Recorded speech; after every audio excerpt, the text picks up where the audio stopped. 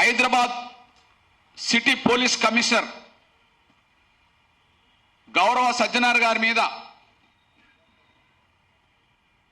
అదే police department లో పనిచేసి ఇప్పుడు క్రియాశీలక రాజకీయాల్లో బీఆర్ఎస్ లో ఉన్న ఐపీఎస్ ప్రవీణ్ కుమార్ గారు ఏదో మాట మాట్లాడిండు మీడియా ముందు.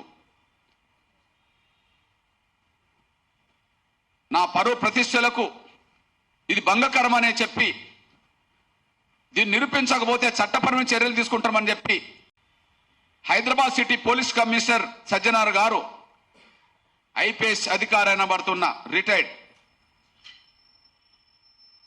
ప్రవీణ్ కుమార్ గారికి నోటీసులు పంపాడు. ఒక్కరోజు స్టేట్మెంట్ ఇస్తేనే 24 గంటల్లో పంపారు కదా నోటీసులు. నేను 80 రోజులుగా మాట్లాడుతున్నా, పంపారండి చూద్దాం. రాజేష్ని పోలీస్ యంత్రాంగం అక్రమ నిర్బంధం పెట్టింది, చిత్రహింస పెట్టింది, ఆయన మరణానికి కారణం అదేనని చెప్పి ప్రతిరోజు మాట్లాడుకుంటూ వస్తున్నాం, మీటింగ్లు పెట్టుకుంటూ వస్తున్నాం, ఉద్యమాలు చేసుకుంటూ వస్తున్నాం. ప్రవీణ్ కుమార్ కు ఎట్లయితే నోటీస్ పంపిండ్రో మా మీద పంపండి. రాజేష్ కేసు విషయంలో డీజీపీకి గుర్తు చేస్తున్నా, ఎస్పీ నరసింహకు గుర్తు చేస్తున్నా, ఐజీ గారికి గుర్తు చేస్తున్నా, చౌహాన్ గారికి, అడిషనల్ డీజీకి గుర్తు చేస్తున్నా, భగవత్ గారికి పంపండి మా మీద. అంతేకాదు ఇదే కమిషనర్ సజ్జనార్ గారి మీద ఆర్మూర్ మాజీ ఎమ్మెల్యే జీవన్ రెడ్డి గారు ప్రెస్లో ఒక అనుచితమైన వ్యాఖ్యలు చేశాడు. ప్రెస్ ముందు మాట్లాడుతున్నప్పుడు కానీ ఎక్కడ మాట్లాడినా కూడా ప్రత్యర్థుల మీదనైనా ఎవరి మీద మాట్లాడినా వాస్తవానికి నోరు పారేసుకోవద్దు, విధానాల మీద అంశాల మీదనే మాట్లాడాలి. కానీ కొన్ని అనుచితమైన వ్యాఖ్యలు చేశాడు. ఆయన ప్రతిష్టకు ఆయన గౌరవానికి భంగకరం అనే పద్ధతిలో ఆయన నోటీసులు పంపిండా లేదా? అరే నేను డిపార్ట్మెంట్ని ఇప్పుడు దోసుకొని నిలబెడుతున్నా కదా, తెలంగాణ పోలీస్ యంత్రాంగాన్ని దోసుకొని నిలబెడుతున్నా కదా. కర్ల రాజేష్ మరణానికి లాకప్ అక్రమ నిర్బంధం చిత్రహింసలే కారణం అని చెప్పి నేను 80 రోజులుగా మాట్లాడుకుంటూ వస్తున్నా కదా. నేను మీ పరువు ప్రతిష్టలకు భంగకరంగా నేను మాట్లాడితే నా మీద కేసు పెట్టాలి కదా, పెట్టవచ్చు కదా. ఎందుకు మీరు స్టేట్మెంట్ కూడా ప్రెస్ ముందుకు రావట్లేదు? కర్ల రాజేష్ అక్రమ నిర్బంధం పెట్టలేదు అని, చిత్రహింసలు పెట్టలేదని, ఆయన మరణానికి మేము కారణం కాదని ఎందుకు ప్రెస్ ముందుకు రావట్లేదు? కోదాడ SICI వాళ్ళు కేసులో ఉన్నారు. ఓకే, A1 A2 కేసులో ఉన్నారు. ఈ కేసులో ఉన్నారు. వాళ్ళ మీద FIR నమోదైంది.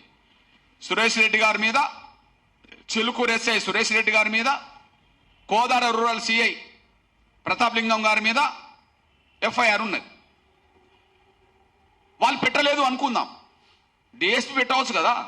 కోదాడ DSP ఉన్నాడు కదా, SP నరసింహ గారు పెట్టాలి కదా, IG గారు చౌహాన్ గారు పెట్టాలి కదా, అడిషనల్ DG మహేష్ భగవత్ గారు పెట్టాలి కదా, DGP శివధర్ గారు పెట్టాలి కదా. దాదాపు 90 రోజులుగా ఈ కేసు విషయంలో తెలంగాణ సమాజం మొత్తం ఎదురు చూస్తుంటే మీరు వివరణ ఇవ్వట్లేదు, మా స్టేట్మెంట్లను ఖండించట్లేదు, పోలీసు యంత్రాంగ పరువు ప్రతిష్టలకు సంబంధించిన అంశంగా మీరు ఒక సవాల్గా తీసుకోవట్లేదు, నా మీద కేసు పెట్టట్లేదు. మీ మౌనం ఎంతకాలం? మీ మౌనమే మీరు కర్ల రాజేష్ విషయంలో దోషులను తేలుస్తున్నది. మీ మౌనమే కర్ల రాజేష్ లాకప్ డెత్కు సంబంధించిన విషయంలో మీరు దోషులను తేలుస్తున్నది. ప్రత్యక్ష కారకులు అనబడుతున్న పోలీసులను పై అధికారులు ఎవరు కాపాడే ప్రయత్నం చేసినా వాళ్ళు ఏ స్థాయిలో ఉన్నా వాళ్ళు కూడా చట్టం ముందు దోషులుగా నిలబడతారు భవిష్యత్తు రోజుల్లో. ఎవరెవరు ఏ స్థాయిలో SI సురేష్ రెడ్డిని సస్పెండ్ కాకుండా, మిగిలిన SPని ట్రాన్స్ఫర్ చేయకుండా, DSP మీద చట్టపరమైన చర్యలు తీసుకోకుండా, SP మీద చట్టపరమైన చర్యలు తీసుకోకుండా ఎవరెవరు ఏ స్థాయి అధికారులు వాళ్ళ ప్రయత్నాలు చేస్తున్నారో మీకు ఇంటెలిజెన్స్ ఉన్నది, మాకు కూడా ఇంటెలిజెన్స్ ఉన్నది. మీకు అఫీషియల్ ఇంటెలిజెన్స్ ఉంటే మాకు ఎంఆర్పిఎస్ పరంగా కూడా ఇంటెలిజెన్స్ ఉంటుంది. మా డిపార్ట్మెంట్ కూడా మాకు ఉన్నది, మాకు వింగులు ఉన్నాయి. ఎక్కడెక్కడ ఎవరెవరు ఈ నేరాన్ని కప్పిపుచ్చే ప్రయత్నం చేస్తున్నారో వాళ్ళ విషయాలు ఆధారాలతో సహా బయట పెడతాం. ఎవరిని వదలం, ఇంట్లో ఎవరున్నా వదలం. మేము రీపోస్ట్ మార్టానికి డిమాండ్ చేయడానికి కారణం ఏంది? మొదటి 2 కాడ వాళ్ళు నోరు మెదపలేరు. అక్రమ నిర్బంధం, చిత్రహింసలు అనే కాడ వాళ్ళు నోరు మెదపలేరు డిపార్ట్మెంట్. కానీ 3వ విషయంలో తప్పించుకోవడానికి ఆయన మరణానికి కారణం మేము కాదు, ఆయనకు హార్ట్ అటాక్ వచ్చి చనిపోయింది అని చెప్పి పోస్ట్ మార్టం నివేదికలో రాయించుకునే ప్రయత్నం చేయబోతున్నారు. అసలు ఎఫ్ఎస్ఎల్ రిపోర్టే పెండింగ్లో ఉన్నది.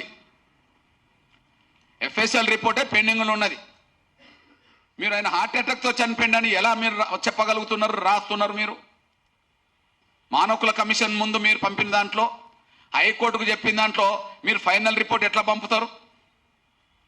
ఎఫ్ఎస్ఎల్ రిపోర్ట్ పెండింగ్లో ఉన్నది కదా. అయినప్పటికీ ఎఫ్ఎస్ఎల్ రిపోర్ట్ పెండింగ్లో ఉన్నప్పటికీ పోస్ట్ మార్టం చేసిన డాక్టర్ మీదనే మాకు అనుమానం ఉన్నది కనుక, పోస్ట్ మార్టం చేస్తున్న సమయంలో వీడియోగ్రాఫర్ ఎవరైతున్నారో ఆయన మీదనే మాకు అనుమానం ఉన్నది కనుక, మా అనుమానాలు నివృత్తి చేసుకోవడానికి, ఖచ్చితంగా చిత్రహింసల వల్లే చనిపోయింది అని చెప్పి నిరూపించడానికి రీపోస్ట్ మార్టంను డిమాండ్ చేస్తున్నాం. మాకు అనుమానాలు ఉన్నాయి. పోస్ట్ మార్టం చేసిన డాక్టర్ మీద అనుమానం ఉన్నది. పోస్ట్ మార్టం చేసే సమయంలో వీడియోగ్రాఫర్ ఎవరైతున్నారో ఆయన మీద కూడా అనుమానం ఉన్నది.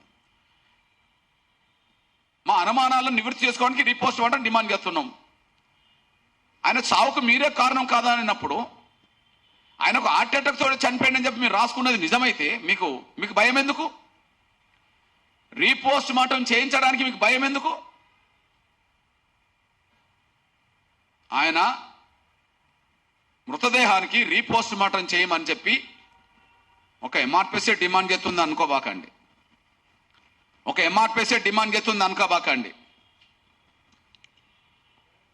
మేము ఎస్సీ కమిషన్ కలిసి వివరించిన తర్వాత, జాతీయ కమిషన్ మెంబర్ రామచంద్ర గారికి వివరించిన తర్వాత, డిసెంబర్ 18న చీఫ్ సెక్రటరీకి డీజీపీ శివధర్ రెడ్డి గారికి నోటీసులు పంపింది. ఏమని?